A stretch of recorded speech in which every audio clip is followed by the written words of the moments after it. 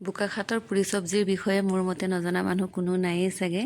তো hello' everyone, welcome back to my channel city tour with me. যোৱাকালি আমি নাগালেণ্ডলৈ আহি থাকোঁতে বোকাখাত হৈ আহিছিলোঁ।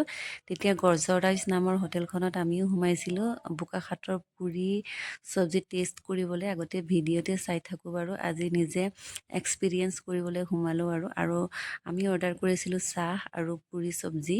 আৰু সঁচাকৈ বহুত বেছি ভাল লাগিলে খাই, বিশেষকৈ গ্ৰীণ চিলিৰ চাটনিটো বহুত বেছি ভাল লাগিলে খাই। বহুত বেছি জ্বলাও নাছিলে, একদম মিডিয়াম জ্বলা হয় আৰু মচালেদাৰ হয়, খাই বহুত বেছি ভাল লাগিলে।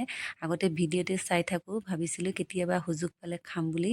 এইবাৰ সেইফালে আহোঁতে খায়ে দিলোঁ আৰু বিচাৰি বিচাৰি গৈ। সঁচাকৈ বহুত বেছি ভাল লাগিলে খাই।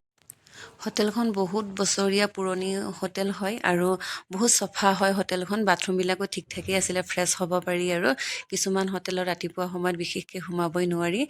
আৰু হোটেলখনত মানুহৰ ভিৰো আছিলে বাৰু, নথকা নহয়। কাষতে থকা হোটেলবিলাকত ইমান মানুহ নাছিলে, আমি চাইছিলোঁ বহুত খালী হৈ আছিলে। কিন্তু এই গজৰাজ হোটেলখনত বহুত বেছি মানুহ আছিলে। আৰু আমি খাইছিলোঁ পেৰা খাই বহুত বেছি ভাল লাগিলে। Thank you so' much for ৱাচিং, বাই বাই।